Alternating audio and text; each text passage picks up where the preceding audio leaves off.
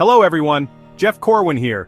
Today we're going on an adventure, but not the kind with sunny skies and friendly critters. We're diving deep into the raw, untamed heart of the wild. Nature is absolutely incredible. It's full of beauty, wonder, and amazing animals. I've spent my life getting up close with some of the most fascinating creatures on our planet. But it's crucial to remember that the wild has its own set of rules. These animals aren't characters in a cartoon, they are powerful beings driven by instinct. When we forget that, or when we accidentally cross a line, the results can be truly shocking, and sometimes even tragic. We often see animals as majestic from a distance. These stories aren't to make you afraid but to deepen respect for their power. Our first story takes us to the border region between Nepal and India in the early 20th century. Nepal, India.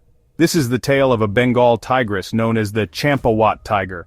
She was responsible for an estimated 436 documented deaths, the deadliest single animal in recorded history. Driven from Nepal into Kumaon, she grew bolder, hunting in daylight, stalking people for miles, snatching victims from their own doorways. Entire communities lived in panic. Men refused to work. A twig snapping sent villages into chaos. When she was finally stopped, the reason emerged. Her right canine teeth were broken, one in half, the other shattered, likely from an old gunshot. Unable to hunt deer or wild boar, she turned to the only prey she could overpower: humans. In 1907, Jim Corbett tracked her for days, facing a deadly standoff. His shot was true, and the reign of the man-eater ended. The village celebrated, but the lesson remains: an injured, desperate animal can become a legendary killer. Now, let's travel to the cold, snowy landscape of northern Japan in the winter of 1915. A remote frontier village called Sankebetsu, in Hokkaido. At the center was a massive Usuri brown bear, known locally as Kesagake. Awakened early from hibernation, likely starving, it descended on the settlement with ferocity. 7 villagers killed within days. On December 9th it broke into the Ota farmhouse, killing a baby and the farmer's wife. Brutal and swift, leaving the community in shock. This was not normal bear behavior. Brown bears here avoid humans, but Kesagake was huge, fearless, and had developed a taste for human flesh. 2 days later it returned. The Miyuke home, filled with women and children seeking safety. The bear smashed through a wall and attacked, ignoring stored food. A veteran hunter led men through deep snow. They killed the bear and found human remains in its stomach, confirming the killer.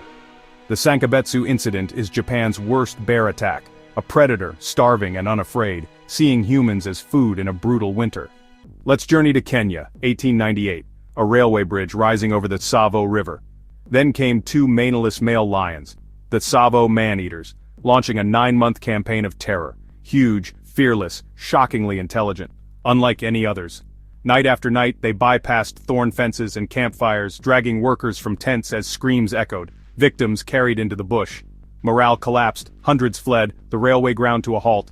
The empire held hostage by 2 lions. Engineer John Henry Patterson took up the hunt. The lions avoided traps and ambushed parties. He waited in trees, even used himself as bait. At last, a nighttime encounter. The first lion fell after multiple shots.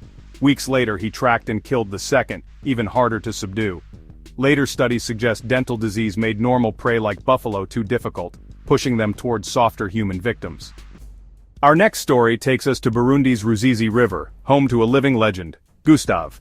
A Nile crocodile over 18 feet long, around 2,000 pounds, thought to be well over 60 years old.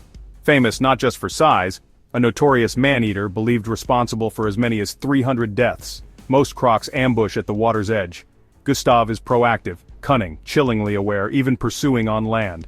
Villagers tell of killings for sport, bodies left uneaten. He's identifiable by scars and 3 bullet wounds from failed hunts. His immense power and lack of fear make him capable of taking down larger animals, even hippos, and humans. A major expedition led by Patrice Fay set a massive cage trap. Gustave circled, curious, never entering. To this day, he remains at large, a real-life monster in the river, a testament to the prehistoric power of crocodiles and to places still ruled by giants. For our final story we return to India, the state of Karnataka. Tiger lion, the sloth bear. In 1957, the sloth bear of Mysore killed at least 12 people and maimed 24, shockingly violent. Sloth bears eat termites and fruit, yet are notoriously ill-tempered. Unlike tigers that kill for food, this bear mauled out of aggression. With sickle-shaped claws it tore at faces and heads, survivors left with life-altering injuries. Kenneth Anderson hunted it down. He believed its mate or cubs had been killed, a fury born from loss. After weeks tracking patterns in territory, a tense confrontation ended the bear's reign. A chilling example of how even non-man-eaters can become deadly when humans disrupt wild lives. Looking back at these 5 harrowing stories, from the Champawat tiger to the Mysore sloth bear, a pattern emerges. These weren't monsters of pure evil, they were animals pushed to the brink. Human influence mattered: injuries, disease, starvation, habitat encroachment, tragedies born from desperation, injury, and hunger. Communities bore deep scars. Sankebetsu was abandoned. Tsavo became legend. Science moves us beyond myth. Studying Tsavo remains and Champawat's injuries reveals root causes: habitat loss, injury, lack of food. Better strategies follow: protect habitats, manage boundaries, educate communities, and reduce attractants. How do we live safely alongside power, respect, awareness, and education? Follow park rules, don't feed wildlife, keep distance with binoculars or a zoom lens, secure garbage, build predator-proof enclosures, learn area-specific risks. Bears, crocodiles, know what to do. When animals have space and food, conflict drops. Protecting habitats protects us. As we conclude, let the takeaway be respect, not fear. Champawat tiger, Sankebetsu bear, Tsavo lions, Gustave the Mysore sloth bear, rare reminders of raw power.